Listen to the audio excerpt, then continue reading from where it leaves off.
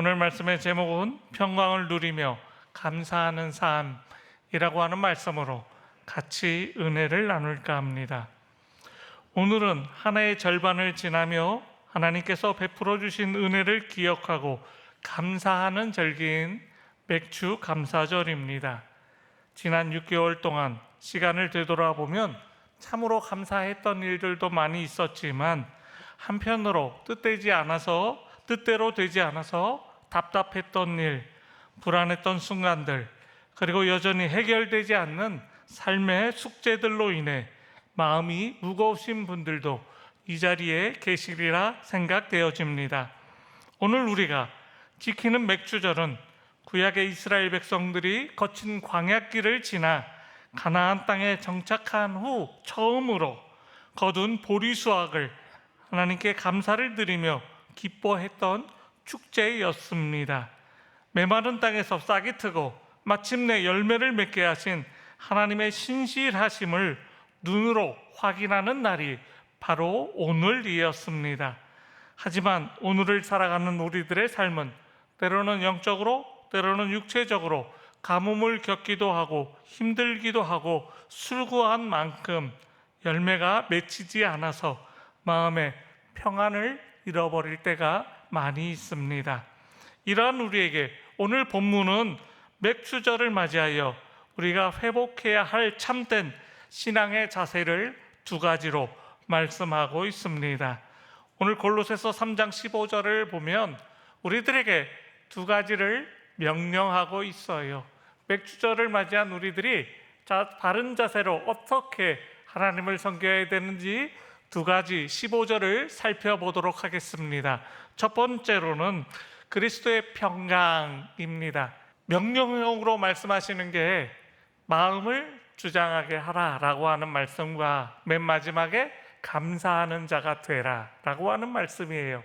그러니까 이 두 가지는 우리가 해도 되고 안 해도 되는 게 아니라 꼭 하나님의 명령에 따라서 순종해야 될 말씀입니다. 마음을 어떻게 주장하냐면 그리스도의 평강이 너희 마음을 주장하게 하라는 말씀입니다. 그러니까 다시 쉽게 말씀드리면 그리스도께서 주시는 평강을 마음속에 받아들여라 라고 하는 말씀입니다. 두 번째 말씀은 또한 감사하는 자가 되라 라고 하는 말씀이에요. 이 두 가지를 오늘 중심으로 말씀을 드리도록 하겠습니다. 첫 번째로 그리스도의 평강입니다. 성경은 우리에게 그리스도의 평강을 너희 마음이 주장하게 하라라고 말씀하고 있는데 그리스도의 평강은 The Peace of Christ, 그리스도의 평화입니다. 피스는 평화니까요. 이 피스라고 하는 단어는 성경에서 진짜 많이 사용하고 있는데 평강, 평화 이런 말씀들로 평화 그리고 평강, 평안 이런 말씀들로 번역이 되어졌어요. 여러 가지로 번역이 되어졌지만 영어 성경에는 하나예요. 피스라고 하는 단어예요. 평강이 뭘까? 그냥 평화예요. 그냥 마음이 평안한 것을 피스라고 얘기를 해요.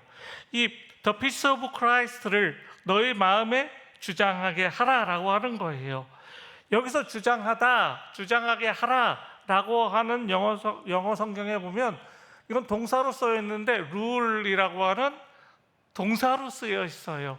다시 말씀드리면 헬라어 성경에 보면 심판 역할을 하게 하라, umpire, 심판 역할을 하게 하라라고 그렇게 번역할 수가 있습니다. 즉 축구 경기에서 심판이 호루라기를 불면 누가 반칙한 거예요. 일단 모든 선수는 게임을 중단해야 됩니다. 왜냐하면 경기 전체의 질서를 잡는 역할을 심판이 하는 것입니다. 심판 없으면 경기가 제대로 잘 진행되지 않아요. 야구에서 아웃, 세이브 이거 누가 합니까? 심판이 합니다. 그걸 정확하게 판단을 내려줘야지 야구 경기가 아름답게 진행될 수가 있는 겁니다. 심판 역할을 하게 하라라고 하는 말은 우리 마음에 평화가 깃들면 자신의 판단으로 하지 않는다라는 얘기예요. 그리스도의 평화가 우리 마음을 지배하게 하라라는 얘기입니다. 그리스도께서 주시는 평화가 우리 안에 있잖아요. 그러면 그 평화를 가지고 우리가 판단할 수 있어요. 세상은 끊임없이 우리에게 불안을 안겨줍니다. 염려를 안겨줍니다.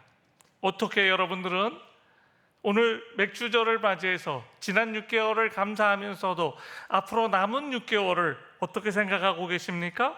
앞으로 남은 6개월, 반년 동안 어떻게 살아갈 수 있을까? 앞으로 남은 6개월 동안 건강이 나빠지면 어떻게 하지? 재정적인 문제가 과연 앞으로 남은 6개월 동안 해결될 수 있을까? 이런 염려들이 우리의 마음에 들어올 때가 많이 있습니다.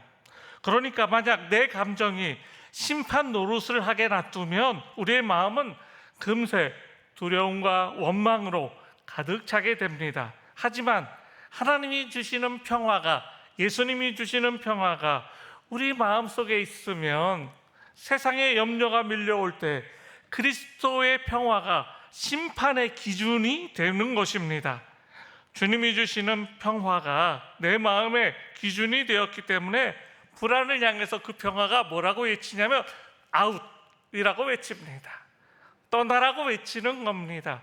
그리고 퇴장하라고 그렇게 심판이 판결하듯이 그렇게 외치는 겁니다. 주님이 주시는 평화가 그래서 꼭 필요합니다. 요한복음 14장 27절 말씀입니다. 평안을 너희에게 끼치노니 곧 나의 평안을 너희에게 주노라. 이건 예수님이 주시는 거예요. 그런데 이 평안은, 이 피스는 세상이 주는 것하고는 다르대요. 세상이 주는 것과 똑같지 않대요. 세상이 주는 것하고 어떻게 다른지 내가 세상이 주는 평안을 체험해보지 못해서 잘 모르겠지만 예수님이 주시는 평안은 저는 체험해봤어요. 세상이 주는 것과 같지 않기 때문에 마음에 근심이 있어도 근심을 안 하게 되는 평안입니다. 두려워하지도 않는 평안이 바로 예수님이 주시는 평안입니다. 왜냐하면 평안이 있으면 근심이 사라지거든요. 평화가 사라지거든요. 아마도 세상이 주는 평안은 근심스러울 때 근심할 겁니다. 고통스러울 때 괴로워하고 두려울 때 두려워할 겁니다.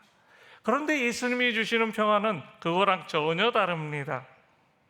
예수님이 주시는 평안은요, 그것을 극복하게 만듭니다. 근심거리도 두려움거리도 염려와 갈등이 생기는 모든 요인들도 주님이 주시는 평화를 받으신 분들은 행복할 수 있습니다. 저는 그 평화가 여러분들에게 있게 되기를 예수님의 이름으로 축복합니다. 지난 6개월 동안 우리의 삶의 자리에 거친 파도가 쳤다라고 한다면 우리가 침몰했습니까? 아니에요. 침몰하지 않았어요. 그럼 앞으로 6개월 동안도 우리가 침몰할까요? 아닙니다. 침몰하지 않습니다. 왜 침몰하지 않을까요? 주님이 우리의 배에, 인생의 항해길에 있는 배에 조타실을 조타를 잡고 계시기 때문에 그렇습니다. 예수님이 우리의 인생의 항로의 길에서 우리를 인도해 주시기 때문에 그렇습니다. 저는 여러분들이 그 믿음 가지고 오늘 감사하게 되기를 축원합니다.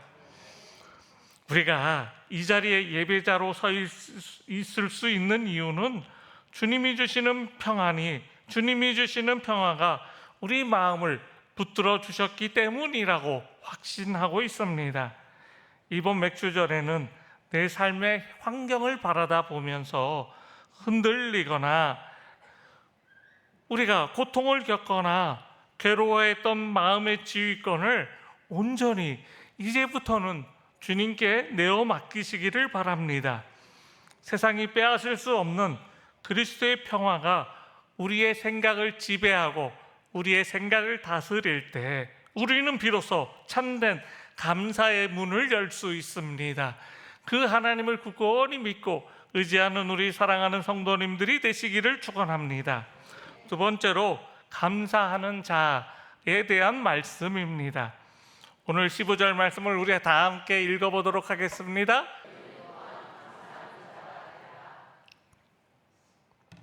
사도 바울은 단순히 감사하라 라고 말씀하지 않았어요. 뭐라고 말씀하고 있습니까? 감사하는 사람이 되라 라고 말씀하고 있어요. 뭐가 다를까요? 감사하라 라고 할 때는요, 이 감사는 감사할 일이 있을 때 얼마든지 감사하세요 그러면 저 감사해요, 저는 오늘도 감사하고 맥주저를 주신 하나님께 감사하고 지난 6개월 동안 우리 교회를 지켜주신 하나님께 너무 감사하고 있어요. 내 능력 이상으로 하나님께서 우리 교회를 부흥시켜 주셨고 재정적으로 어려움 없고 우리 사랑하는 성도님들 잘 지내고 있고 마음의 평화가 있으신 것 같고 늘 밝으시고 하니까 저도 감사해요. 그런데 이거는 감사한 일이 있을 때만 감사하는 겁니다. 혹 괴롭고 힘든 일이 있으면 감사를 못하는 거예요. 예를 들어서 그런 거예요. 지갑이 얇아져요. 그리고 오늘 사 먹을 돈이 없어요. 그리고 가정 경제가 점점 허물어지고 있어요. 그러면 여러분 감사할 수 있습니까? 감사 못하지요. 불안이 먼저 엄습하지요. 괴롭지요. 그런 거를 뛰어넘으라고 하는 말씀입니다. 감사하는 자가 되라. 감사가요, 일시적으로 감사할 수는 있지만 이 감사하는 자가 되라라고 하는 말씀은 내 인격이 감사가 되고 내 삶의 체질이 감사가 되라라고 하는 의미입니다. 조건에 따라 감사하지 말라는 말씀입니다. 기도 응답을 받았어요. 감사한 일이지요. 지갑이 풍성해지고 두꺼워졌어요. 감사할 수 있습니다. 일이 잘 풀릴 때 감사할 수 있습니다. 그럴 때만 감사를 쌓으려고 하지 마시고요, 수확이 적어도 삶의 고난이 찾아와도 감사하는 우리 사랑하는 성도님들이 되시기를 바랍니다. 오늘 본문은 우리가 감사하는 자가 되어야 하는 이유를 이렇게 설명하고 있습니다. 너희는 평강을 위하여 한 몸으로 부르심을 받았나니 라고 했어요. 우리가 부르심을 받았대요. 평강으로, 평화로 한 몸으로 되기 위해서 우리가 부르심을 받았대요. 그래서 감사하는 자가 되라는 거예요. 여러분들은 어떻게 하나님께 부르심을 받았습니까? 우리가 감사할 수 있는 근본적인 이유는 내 눈앞에 물질의 수확이 많고 적음 때문이 아니라 하나님께서 나를 죄에서 구원하셔서 교회라는 영광스러운 주님의 몸된 공동체로 불러주셨기 때문입니다. 나를 불러주셨어요. 그래서 나로 하여금 구원을 얻게 해주셨습니다. 구원의 기쁨을 맛보게 해주셨습니다. 예수 믿고 구원의 축복을 누리게 해주셨습니다. 그렇게 부르심을 받았다라는 겁니다. 그러면 주님의 구원을 확신하는 사람들은 하나님이 주시는 평화가 있다라는 겁니다. 예수님이 주시는 평화가 있다라는 겁니다. 즉 우리의 감사는 소유의 넉넉한 데서 오는 것이 아니라 구원의 신분에서 나오는 것입니다. 이스라엘 백성들이 맥주절에 거둔 보리는요, 1년 중에 가장 먼저 수확한 첫 열매였습니다. 풍성한 가을의 추수에 비하면 보잘것없이 아주 작은 수확이었습니다. 아주 소박한 수확이었습니다. 그런데 그렇게 시작했습니다. 그들은요, 적은 열매를, 첫 열매를 손에 쥐고 하나님 앞에 나아가서 감사하였던 것입니다. 왜냐하면 이 적은 열매를 통해서 하나님이 여전히 우리를 먹이시고 돌보시고 계시구나 라는 신실한 사랑을 확인했기 때문입니다. 올 상반기에 여러분 대단한 성공을 거두셨나요? 아니에요. 그렇지 못하셨을 거예요. 낙심하지 마시기 바랍니다. 올 상반기 동안 대단한 성공을 거두지 못했더라도, 우리가 생각했던 것보다 훨씬 매출이 좋지 못하더라도, 무엇보다 주님을 예배할 수 있는 믿음 안에서 주님이 허락해 주신 그 믿음의 첫 열매로, 은혜의 첫 열매로 오늘 맥주절 하나님 앞에 감사할 수 있으면 하나님께서는 그것으로 여러분들을 축복해 주실 것입니다. 조건이 채워져야 감사하는 자가 아니라 나를 하나님의 자녀 삼아 주신 그 부르심의 은혜 하나만으로도 언제나 감사하는 우리 사랑하는 성도님들이 되시기를 축복합니다. 맥주절은 그래서 지나온 시간들의 마침표로 지난 6개월 동안 지켜주셔서 감사합니다 라고 하는 의미도 있지만 더 큰 의미는 무엇이냐 하면 다가올 하반기를 향해서 내딛는 쉼표이자 새로운 출발점으로 하나님 앞에 감사하는 절기입니다. 이스라엘 백성들은 맥주절을 지키며 첫 열매를 주신 하나님이 앞으로 있을 가을의 풍성한 수확도 책임져 주실 것을 믿고 미리 감사를 올린 겁니다. 즉 맥주절의 감사는요, 우리의 미래의 은혜를 담보하는 믿음의 고백이어야 됩니다. 우리가 상반기의 끝자락에서 진실한 마음으로 감사를 심잖아요. 하나님께서는 다가올 하반기 동안 우리의 삶을 더욱 풍성한 평강과 은혜의 열매로 채워주실 줄 믿습니다. 사랑하는 성도 여러분, 말씀을 정리할까 합니다. 오늘 말씀은요, 정반기에 하나님이 여러분들을 지켜주셨음에도 불구하고 확실한 하나님의 크고 풍성한 생각보다도 못했던 그런 열매를 맺지 못했던 것을 그럼에도 불구하고 감사하라는 말씀입니다. 왜냐하면 우리는 하반기가 있잖아요. 우리의 하반기에는 하나님이 1000배 만배로 채워주실 줄 믿고 감사하는 분들이 되시라는 겁니다.